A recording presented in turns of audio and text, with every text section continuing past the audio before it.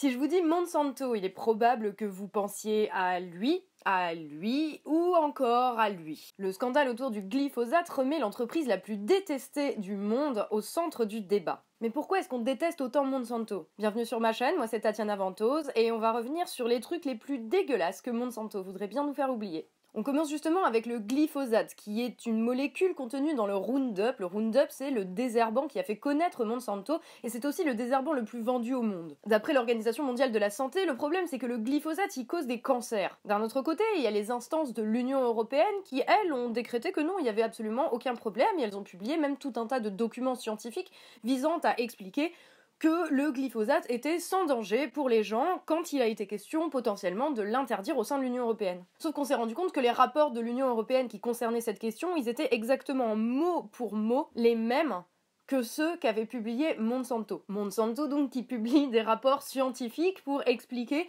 que son propre produit qu'elle essaye de vendre et de continuer à nous vendre est sans danger et qui se prétend en plus neutre en la matière. Bref, du coup on est en droit de se poser la question de savoir si les gens qui sont payés, et plutôt bien, pour travailler à notre santé par l'Union européenne se préoccupent vraiment de notre santé ou s'ils sont aussi payés par Monsanto derrière. Parce que depuis qu'on a creusé le truc, on a découvert que Monsanto payait en plus des scientifiques ou encore même des journalistes pour aller mettre dans la presse que en fait le glyphosate était sans danger. Alors depuis fin septembre, les lobbyistes de chez Monsanto sont interdits au Parlement européen, tant mieux vous me direz, sauf que il y a une association qui s'appelle EuropaBio qui elle a toujours des lobbyistes au Parlement européen. Et qu'est-ce que c'est EuropaBio? C'est une association européenne qui représente les intérêts de l'industrie des biotechnologies, donc l'agriculture, l'industrie et la santé, et qui regroupe tout un tas de grosses boîtes multinationales qui passent par EuropaBio pour aller faire du lobbying auprès des parlementaires européens. Et parmi la liste des boîtes qui sont membres d'EuropaBio, vous l'aurez deviné, il y a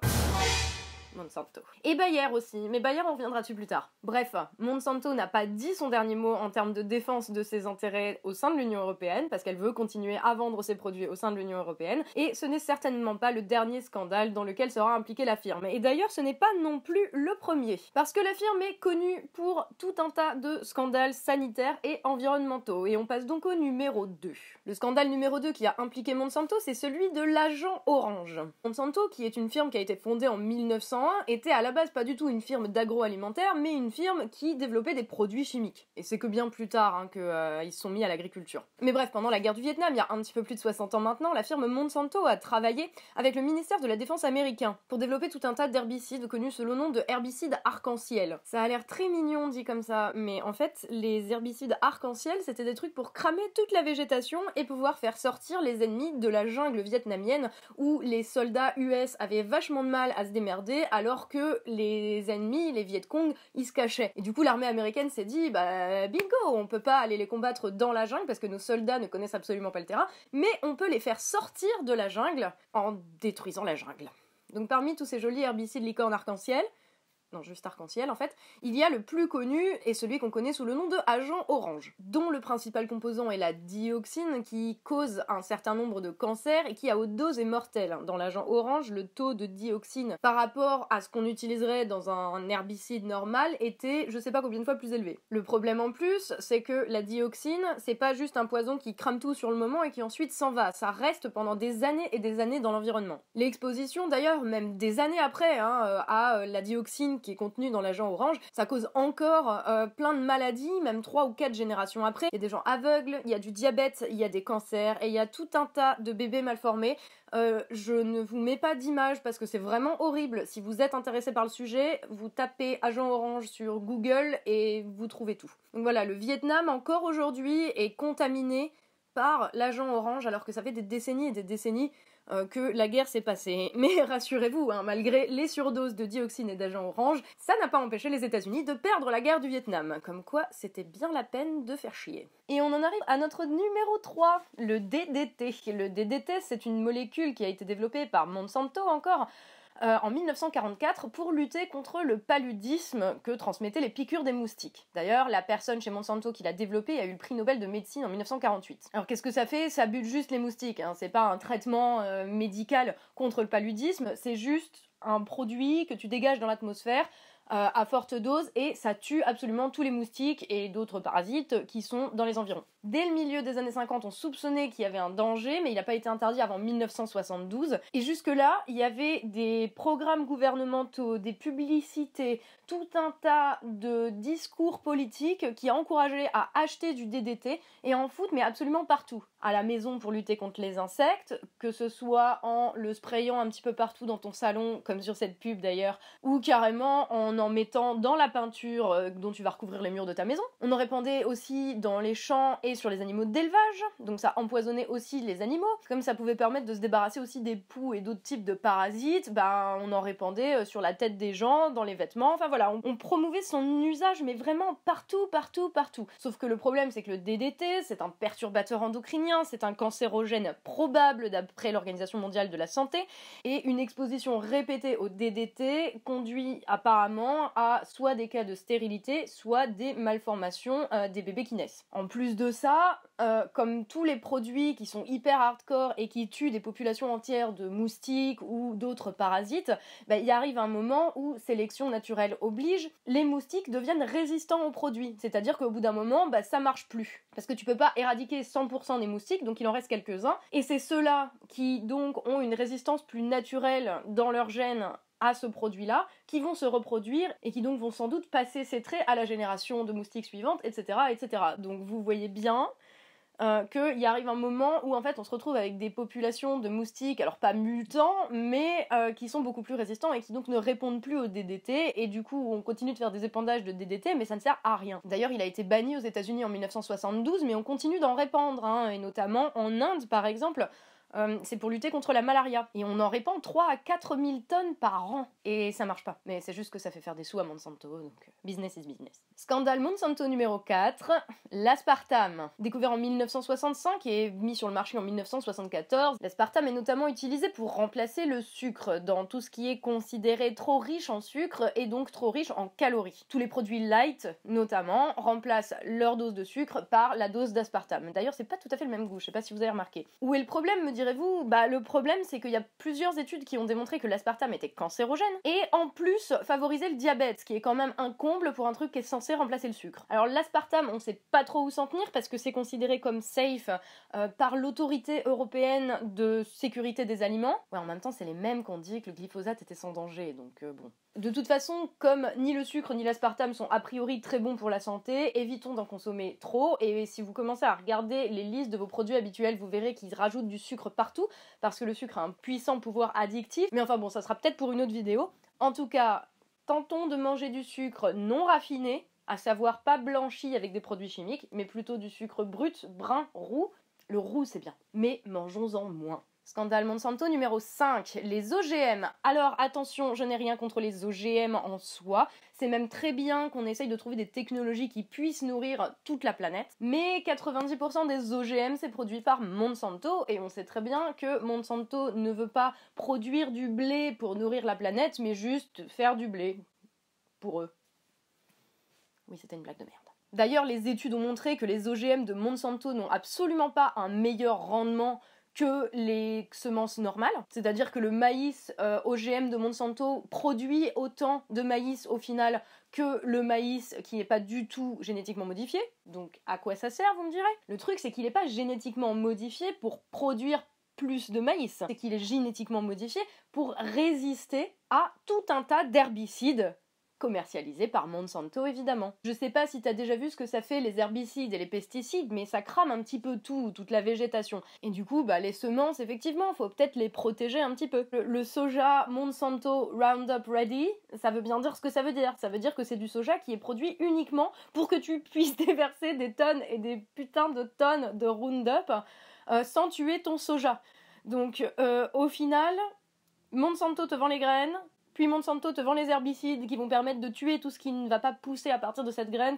Monsanto, tu crois que ça se voit pas là, que t'essayes juste de faire du pognon ? Alors l'argument les OGM c'est bien, il est tout à fait valable, mais seulement si c'est utilisé dans un but qui profite à tout le monde. Genre manger, produire plus de nourriture pour que tout le monde puisse manger sur cette planète. Ça me paraît pas déconnant. Les OGM, c'est un outil, ce n'est pas la fin. Et un outil, on peut en faire une bonne utilisation ou une mauvaise utilisation. Je vous donne un exemple, cet oreiller. Cet oreiller, je peux dormir dessus, c'est une très bonne utilisation, ou je peux aussi choisir d'étouffer quelqu'un avec. Ça, c'est une mauvaise utilisation. Tant que toute cette technologie OGM, elle restera entre les mains de gens qui veulent juste pouvoir vendre le package graines, herbicides, pesticides. Donc en plus, nous, on va bouffer derrière, contaminé avec tous ces pesticides et ces herbicides, parce qu'il faut pas croire, mais ces herbicides et ces pesticides, ils restent pas à l'extérieur des fruits qu'on mange. Ils sont dedans, ils sont sur la peau, ils sont même à l'intérieur des fois. Et comme on l'a vu dans le point numéro 1, ces herbicides et ces pesticides ont plutôt tendance à nous rendre malades qu'autre chose. Donc, tant que ces technologies OGM, elles vont rester entre les mains de boîtes comme Monsanto, on va pouvoir s'en passer. Truc dégueulasse que Monsanto veut nous cacher, numéro 6, les semences Terminator. Non, c'est pas une blague, c'est le vrai nom que Monsanto a donné à cette technologie qui est utilisée pour produire des semences qui sont stériles. Dans les plantes, normalement, t'as ou des graines, ou des pépins, ou un noyau qui, s'il retourne dans la terre, en gros, ça pousse, ça donne une autre plante qui va donner d'autres fruits, qui vont produire d'autres graines, qui vont repousser, etc., etc. Ça s'appelle le cycle de la vie. Le cycle éternel. Monsanto a réussi le tour de force de créer des graines qui font pousser des plantes, qui font pousser des fruits, dans lesquels il y a des graines, mais ces graines, elles sont stériles. Ça veut dire qu'elles ne peuvent pas du tout faire pousser d'autres plantes, ou d'autres fleurs, ou d'autres arbres, etc. Et là tu te dis, c'est complètement con, pourquoi ils feraient ça, puisque le but, c'est de produire plus de nourriture. Et si les graines, elles poussent plus, il n'y a plus de plantes, donc il n'y a plus de bouffe. Mais en fait, quand tu y regardes de plus près, ça fait totalement sens. Parce que comme ça, les agriculteurs qui font pousser leurs plantes, au lieu de récupérer les pépins des pommes qui ont poussé sur leurs arbres, ils sont obligés d'en racheter. À Monsanto, tous les ans. Comme ça, au lieu que les agriculteurs puissent produire plus de maïs ou plus de soja, c'est Monsanto qui ramasse plus de blé. De blé. L'argent. Je parle de l'argent. Ce point était donc un exemple spécifique de technologie OGM utilisée à très mauvais escient, comme cet oreiller. Et enfin, 7e et dernier point, la fusion avec Bayer. C'était l'année dernière, en 2016. Bayer est une compagnie pharmaceutique allemande et Monsanto est donc le plus gros fournisseur de pesticides, d'herbicides et de graines OGM au monde. Alors Monsanto, le truc c'est que 1, leurs produits nous rendent malades, 2, ils polluent l'environnement sur des générations et des générations, nous rendant aussi malades au passage. 3, ils fusionnent avec une boîte qui va nous vendre des médicaments qui permettront de guérir ou pas des maladies qui sont causées par eux. Et comme ils vendent aussi les graines qui permettent de faire pousser les aliments, c'est parfait. Ils peuvent contrôler tout le cycle de notre vie et de la vie de nos aliments, depuis la petite graine jusqu'aux médicaments pour soigner les maladies qu'ils ont créées. Je crois qu'ils ont aussi un plan pour acheter la vie après la mort. Et puis bon, Bayer avec qui ils ont fusionné, dans le genre entreprise qui a fait un certain nombre de scandales, elle est pas mal non plus. Parce que entre le fait qu'ils ont vendu de l'héroïne pendant aussi longtemps qu'ils ont pu, tout en sachant que c'était mauvais, qui étaient impliqués dans l'affaire du sang contaminé dans les années 80 et qui ont dit en connaissance de cause, en voyant tout ça en Afrique, de toute façon les Africains qui soient contaminés par le VIH, c'est pas grave. Oui, et ça vient pas d'une source foireuse, c'est Wikipédia. Ou le fait qu'ils étaient impliqués dans le scandale de l'huile frelatée en Espagne en 1981 qui a fait 20 000 victimes. Et je n'irai pas jusqu'au point Godwin en rappelant le trafic d'êtres humains et l'achat d'êtres humains dans les camps de concentration aux nazis pour faire des expériences médicales dessus. Du coup, ça compte comme point Godwin quand même.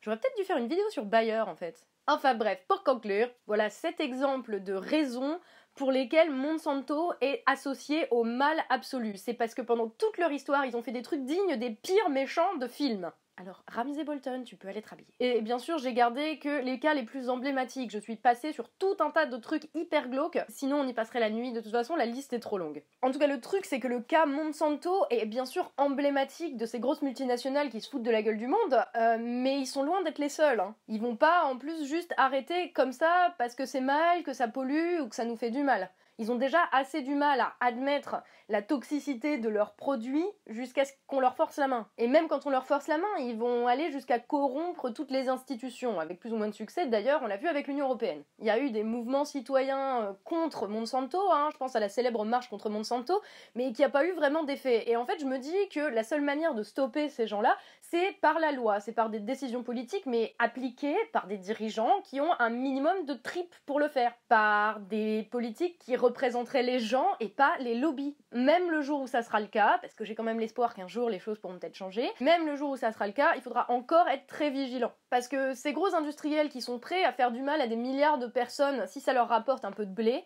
bah c'est un peu comme les méchants de films en fait. Même quand on pense qu'on les a vaincus, ils finissent toujours par essayer de revenir. Et c'est seulement si tout le monde s'unit contre cet intérêt-là, je dirais que ces grands méchants peuvent être vaincus. Voilà. J'espère que cette vidéo vous a plu. Désolée si ma production est un petit peu moindre en ce moment, c'est que la semaine prochaine, j'ai une conférence TEDx qui me stresse énormément. Et qui me prend énormément de temps. Je devrais revenir à un rythme normal très bientôt. La conférence TEDx, vous pouvez d'ailleurs y assister. Je vais mettre le lien en dessous pour acheter des billets. Après, c'est 40 €, c'est assez cher. Mais apparemment, dans les 40 €, il y a les 4 ou 5 heures de conférence TED avec tous les speakers et un repas après, gratuit, qui est inclus dans le prix, on va dire. Voilà. Mais sinon, de toute façon, vous inquiétez pas, la vidéo sera sur YouTube, je la partagerai via mes réseaux sociaux. Voilà, donc je dis merci aux tipeurs qui me permettent de faire ce travail. Si vous avez la possibilité ou l'envie, vous pouvez aussi me donner 1 ou 2 € pour soutenir mon travail via la page Tipeee. Vous pouvez aussi me suivre sur les différents réseaux sociaux dont les liens sont en dessous. Je vous dis à très bientôt, restez conscients et bien sûr, prenez soin de vous.